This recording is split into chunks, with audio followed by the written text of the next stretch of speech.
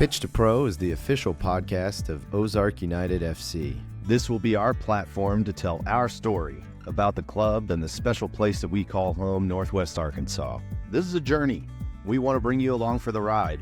We'll share what's going on behind the curtain, help educate the community at large about soccer, our league, and give updates on the progress of the club along the way.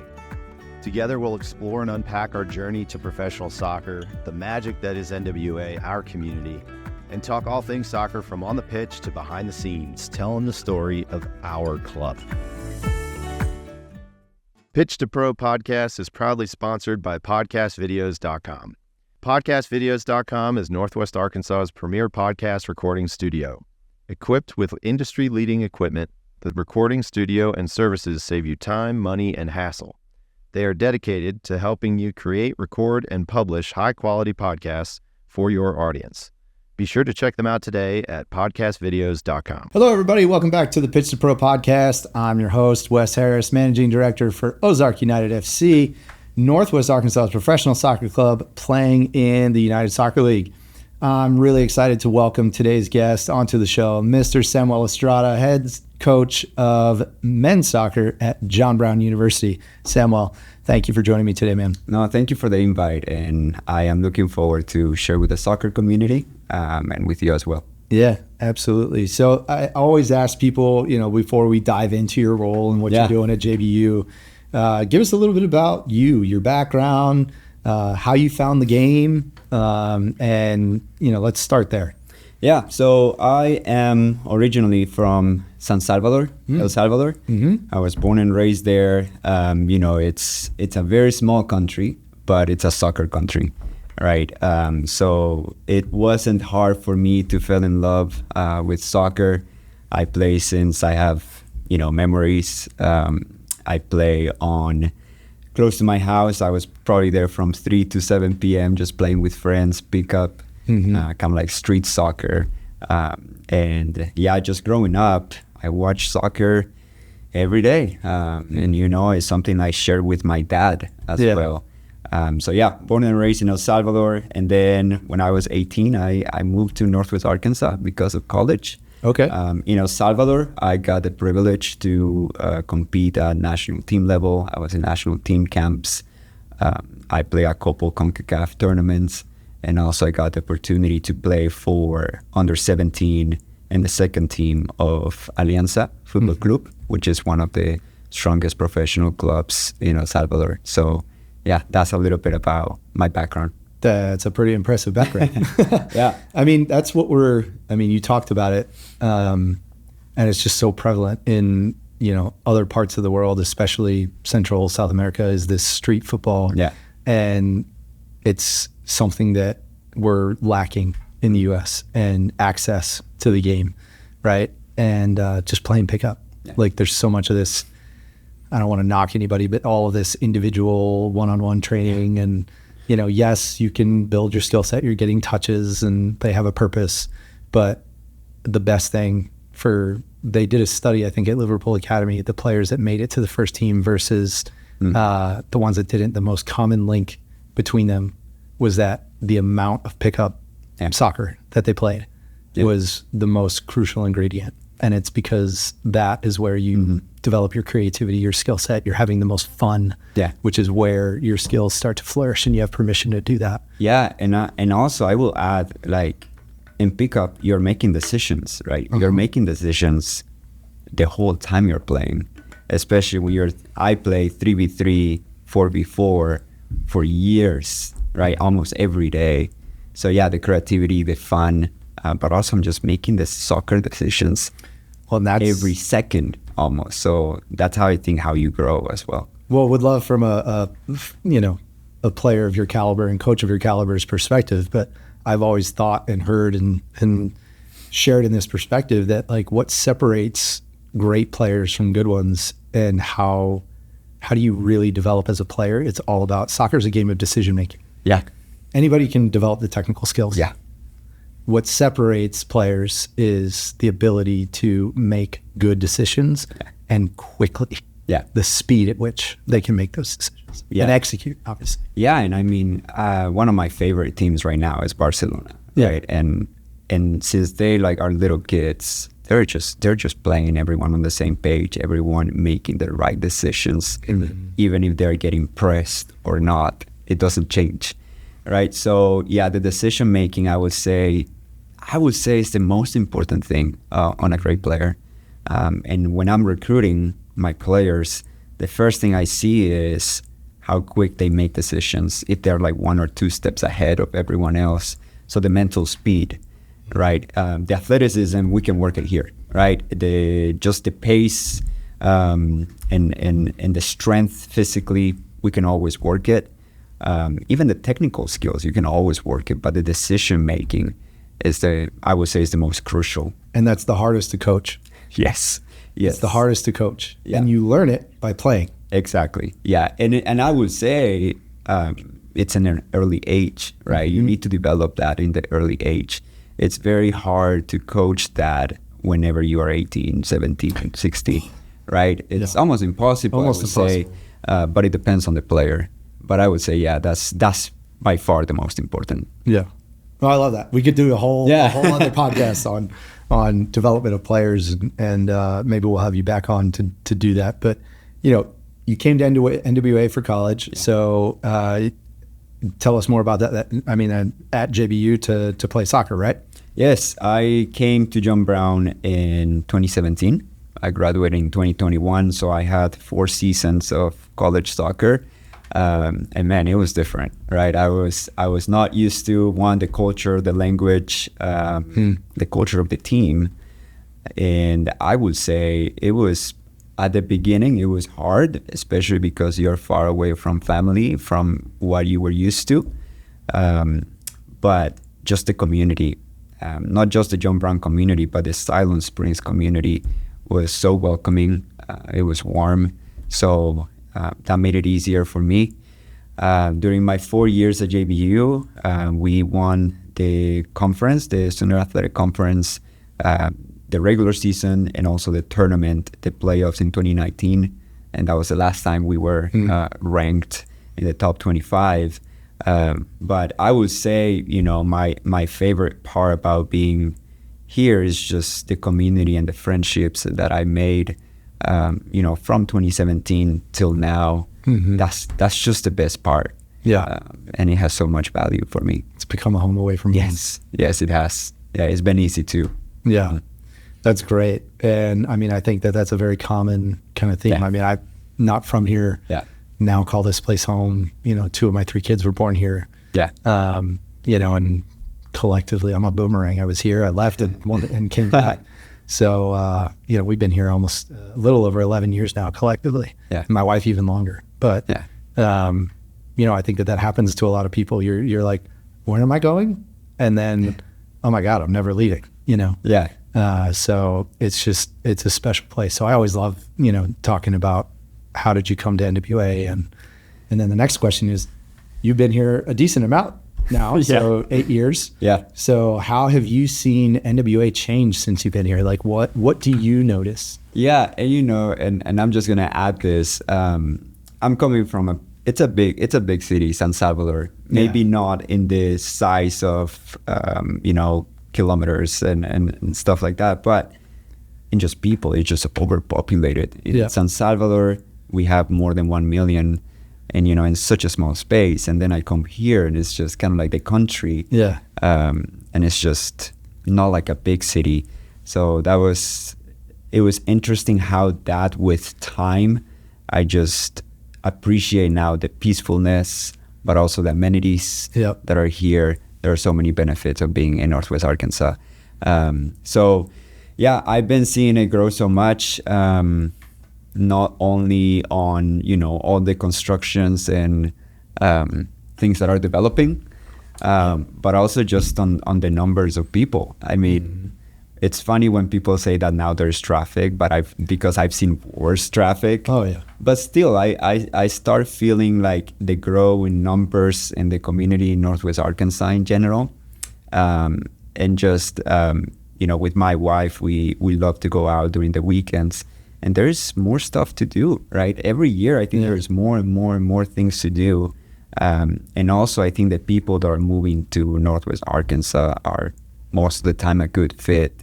So there's just, the community is growing in all aspects, and I like to see that. Yeah, that's great. And you guys recently moved to Springdale, right? Yeah, we live in Springdale now, and we love it just because the proximity to everything. It's we're in the center, right? So we love that too. Yeah, that's awesome. And easy jumping on 412 for work. yeah. 20-minute drive. Don't mind it. Yeah, no, that's great. So tell people a little bit about, JBU. I think, it's, and you can talk about this too, is Siloam Springs, I think. And it's not a slight against the community there. It's a wonderful community that I think it often gets kind of forgotten about. Yeah. And, versus the corridor, as I know the Salem Springs people and residents call, the main other 4 that are closer to the highway here. Yeah. But tell folks a little bit about that community, about JBU, and, what's going on in JBU. Yeah. Sidelines Springs is obviously a smaller community than, the big 4, Springdale, Rogers, Bentonville, and Fayetteville. But there is a lot of people moving to Sidelines Springs to work in the corridor. So there's a lot of development going on there. It's funny because we just got a Chili's and an Olive Garden in Sidelines Springs, and those are the hot spots. It's funny to see that. But yeah, it's growing. And then I would say part of the core and the heart of Sidelines Springs is John Brown. There is a lot of collaboration between the town and JBU. This weekend is homecoming, and we have a homegrown festival downtown Sidelines Springs. So there's always that collaboration going on between the town and the university.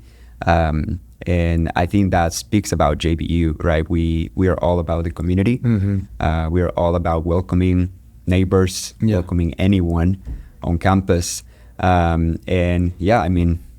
We have about, I would say, 1,300 students on campus now.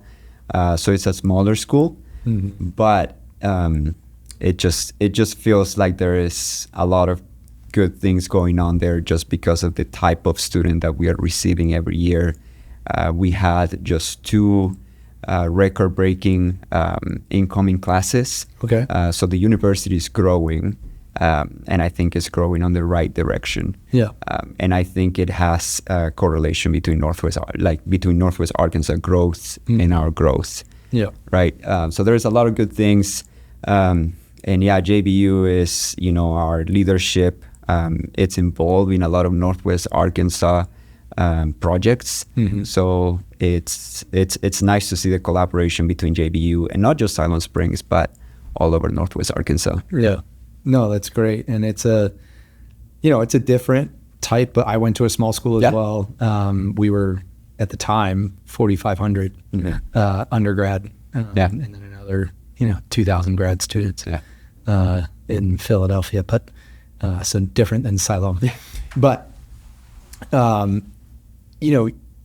if you ever get a chance to go to JBU, 1, it's a gorgeous campus. Yeah.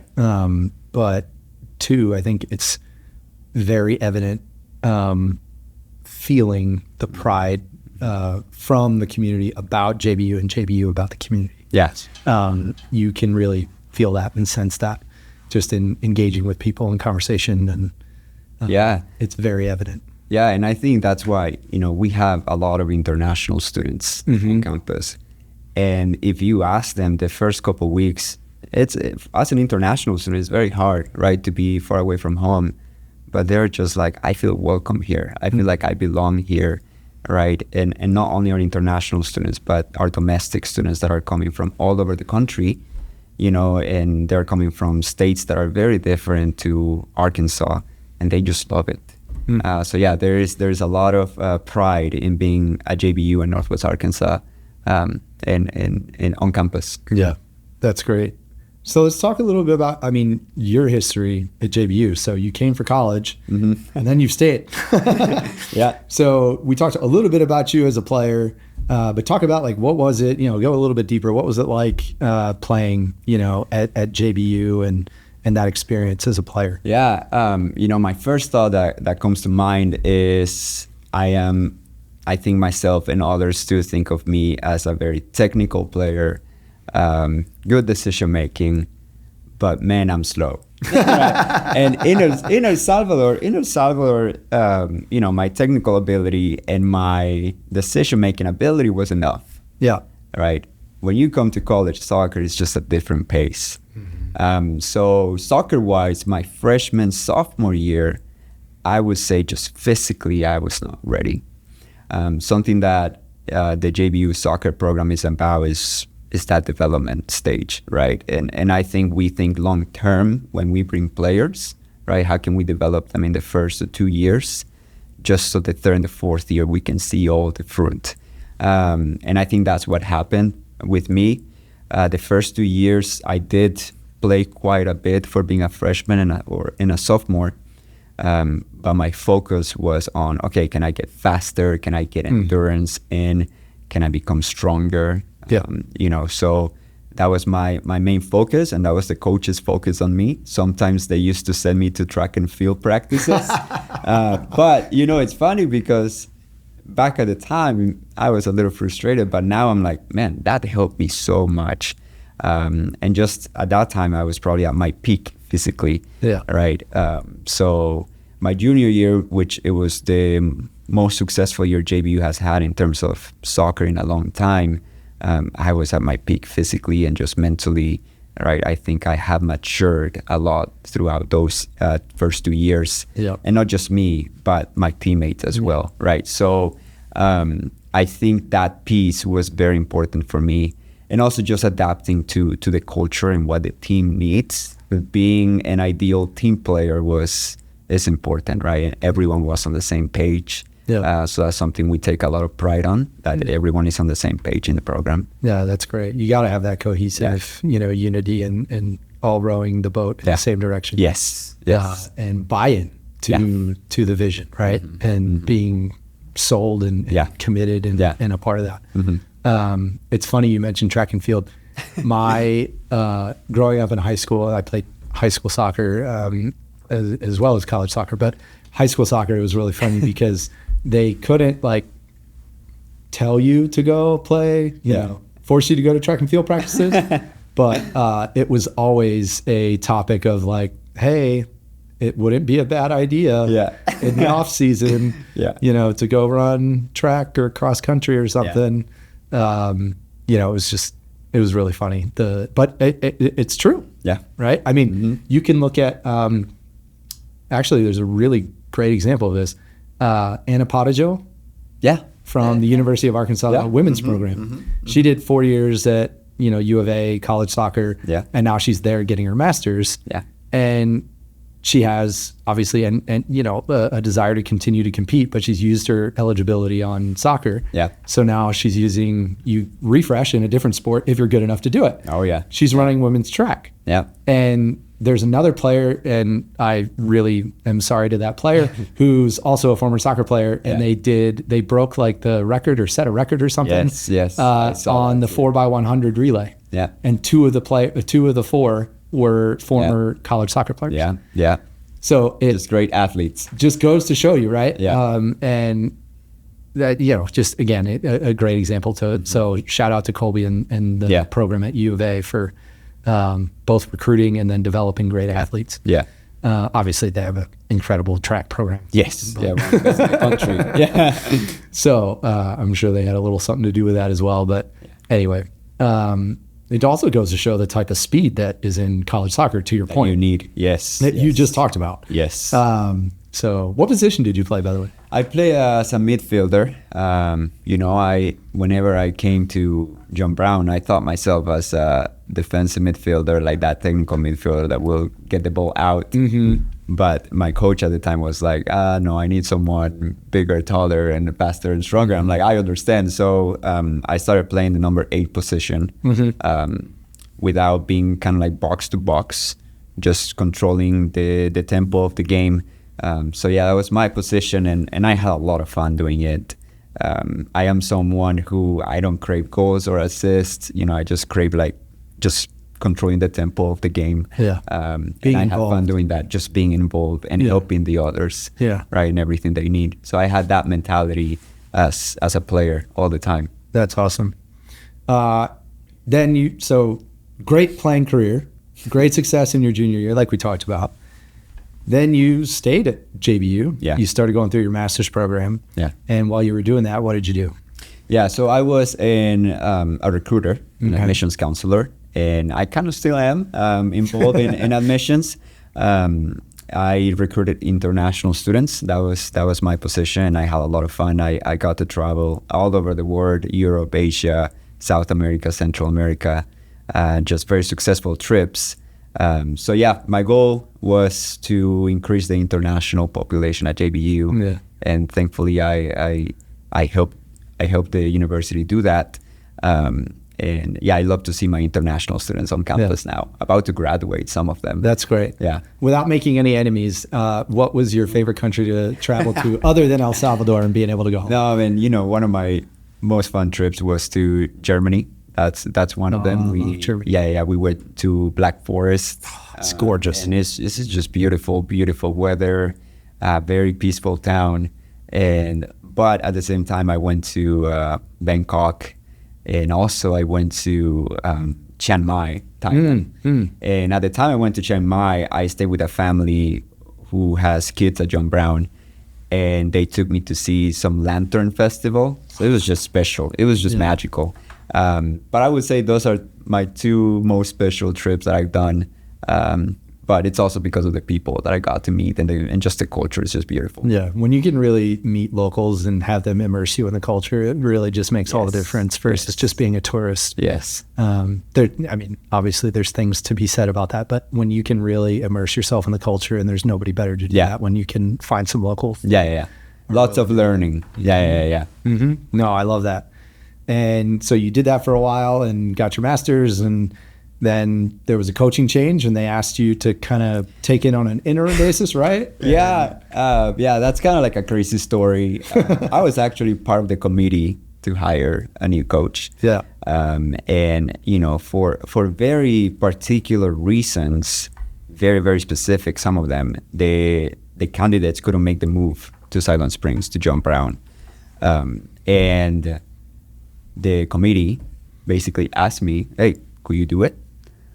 My initial response was like, no way. No way I'm doing this.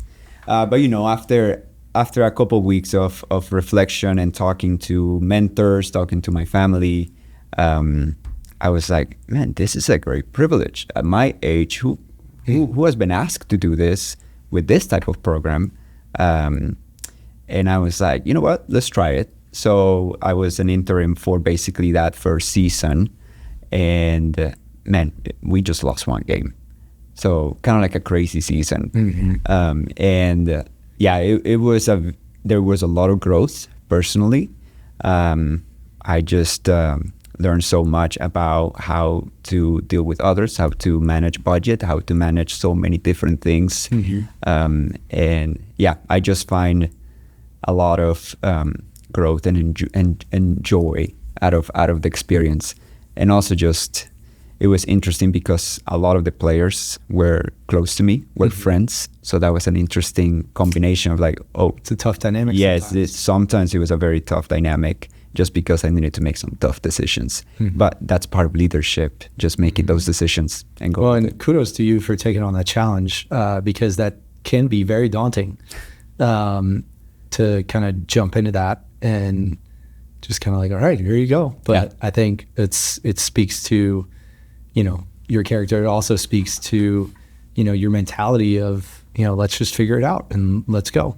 Yeah. We're all going to learn and develop together. Yeah. And, back to that, kind of all in the same boat, and we're going to help each other. Yeah. Right. Yeah. So, and now you got the permanent gig, right? So yeah. Now you lost one game, and they said, "All right, you could take it." It was fun, and it's funny that you mentioned rowing on everyone on the same boat, because that's one of our commitments, right? Can we row in the same direction at the same pace? The 26 of us, and including coaching staff. Yeah, and that's been probably one of the most valuable things that we have done. Is just rowing on the same direction, all of us. What's maybe your one bit? I'm sure you have a lot.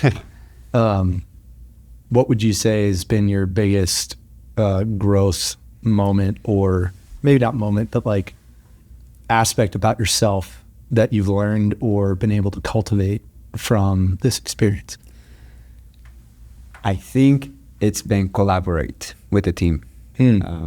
Because I think when I think of like the head coach position, it's just, I think of like the probably old school coach that makes all the decisions, kind of like very strong personality.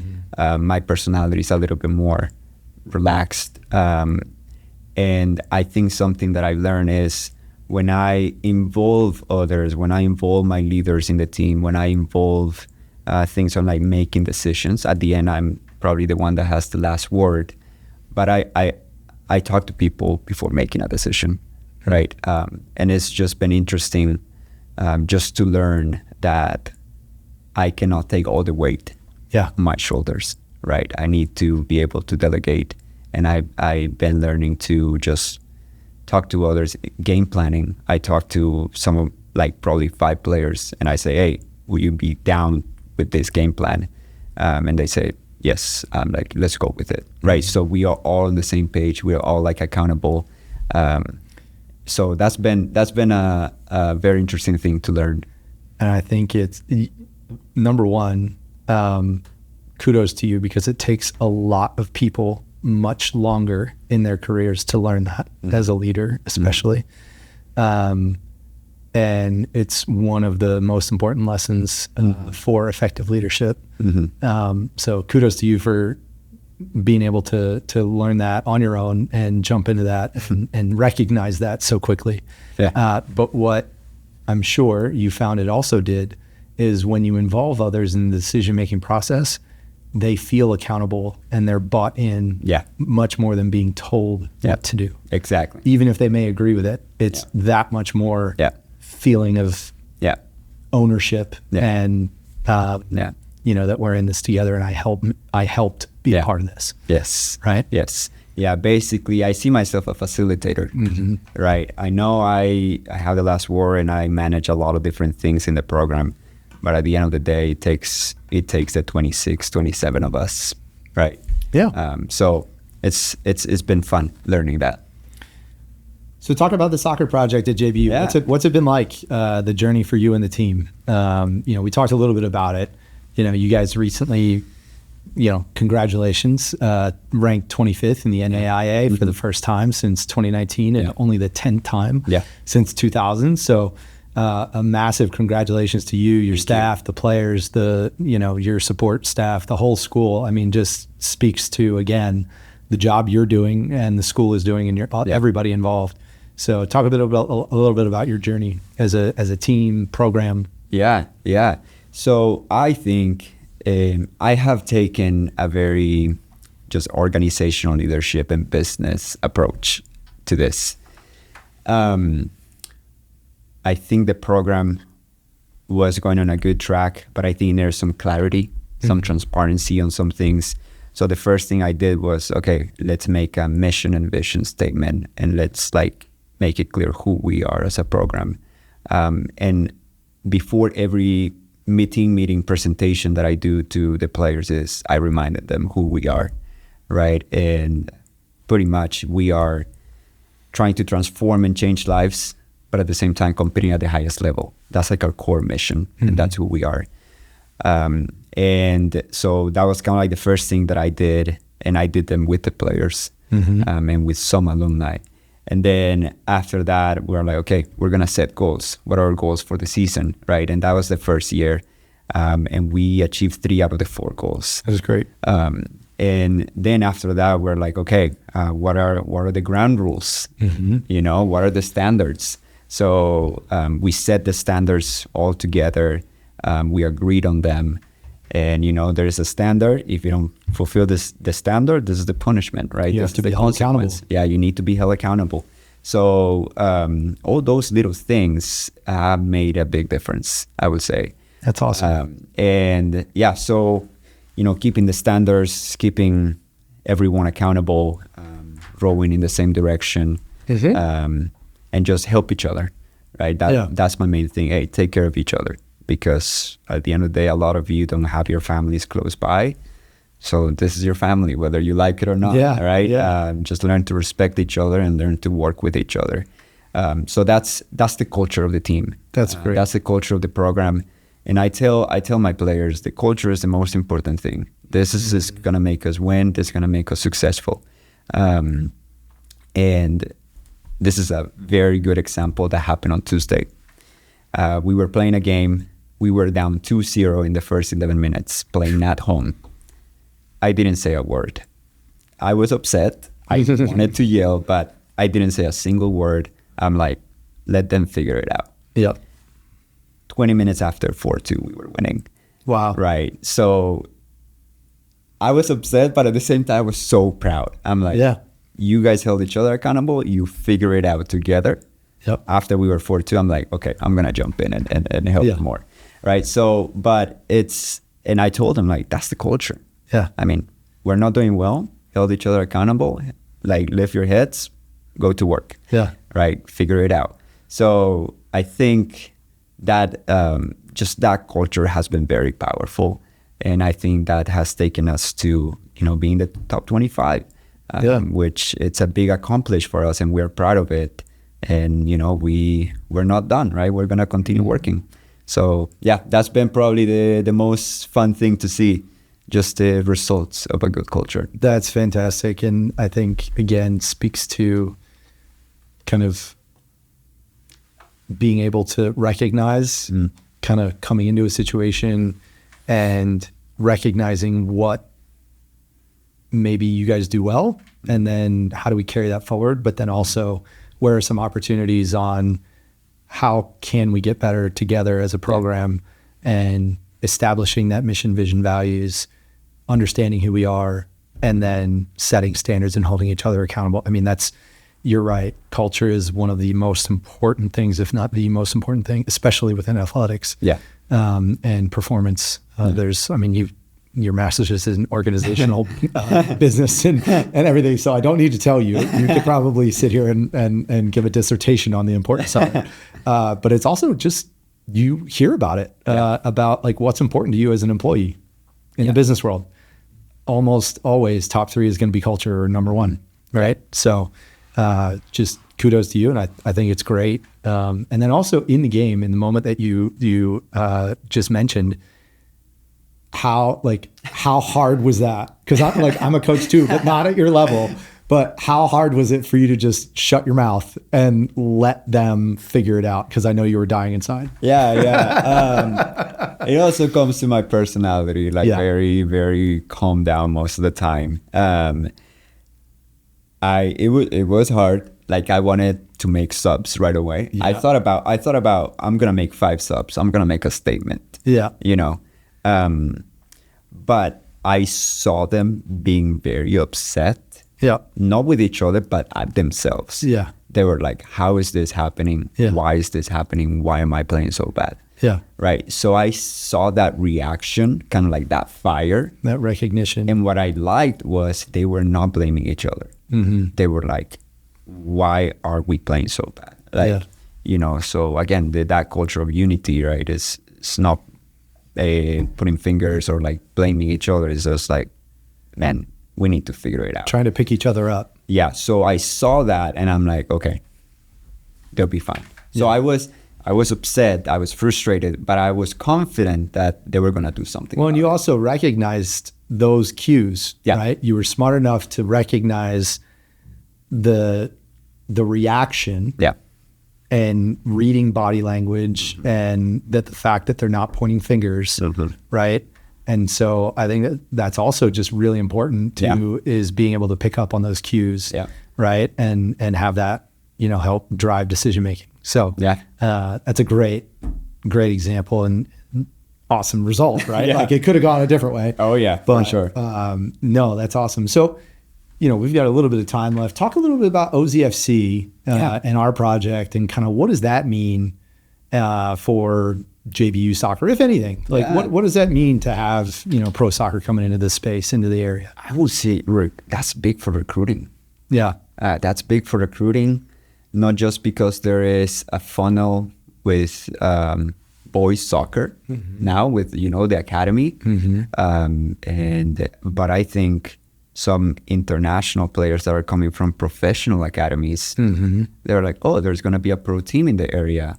That's fun. Like, I want to be part, like, even though they don't see themselves, I'm going to play for that team. They're like, oh, there's a soccer community. And that, I think that would be very good and important for us in the future. I think Ozark United will help us not just creating that funnel for local, good, talented players, but at the same time recruiting some big international impact players for the program, just because they see there's a pro club in the area. There's like, oh, people like soccer there. You know, I can go watch games, professional level games. So I think recruiting is going to be huge. And they see opportunity, right? They see opportunity. There's Ryan Williams, former JBU player, played in the USL, New Mexico United, Charlotte Eagles. Like, you know, does every player get an opportunity? No. But, you know, it at least provides local opportunity, right? And you never know, right? And we have, I would say, 2-3 incredible players that could be playing on a professional level. So it's, I think it pushed them to, you know, to work hard. And then just for the community in general, I think just soccer is just so good for the community. Whether you love the sport or not, it's just so good. It brings belonging and unity. I love that. It brings everybody together. It's my favorite thing about the sport. Well, man, I love that perspective. And, you know, I think that there's also just all kinds of collaboration opportunities, like on the coaching side, like all kinds of things that, you know, I'm excited to work with the youth organizations, but also the collegiate organizations in the area. I mean, you know, NWAC's developing their soccer programs. I think there's great opportunities there with you guys. Obviously, U of A, Colby may not need our help, but you know, I mean, we're bringing pro women's soccer here too, right? So, I mean, that really strong program. I mean, there's plenty of, you know, former U of A players playing in the USL Super League and in the NWSL. So, just really excited about just what that means and being able to add to an already great and growing soccer culture and community. So, well, man, what's next for JBU men's soccer? What do you like? What are you guys shooting for? What's next? You know, and just as I share, our core mission is transform lives, change lives, and also compete at the highest level. I think our short-term goals is, can we win our conference in the next 2-3 years? And then the long term is, why not like win a national championship, which I think a good program should have that long-term goal. So those are our goals. We are having a lot of success on the changing lives side. I think we have a over 90% retention rate of players, which that's huge. Massive, so they are being, you know, they graduate from John Brown and they're being good citizens, good parents, good husbands. So that's very good to see. And I think the soccer part is growing. We're just growing. We're having good traction, good momentum. So I mean, short term is, can we win our conference and can we be consistent with it? Long term is, can we get a national championship? And then, you know, continue to grow in collaboration, getting more local players. That would be good for us.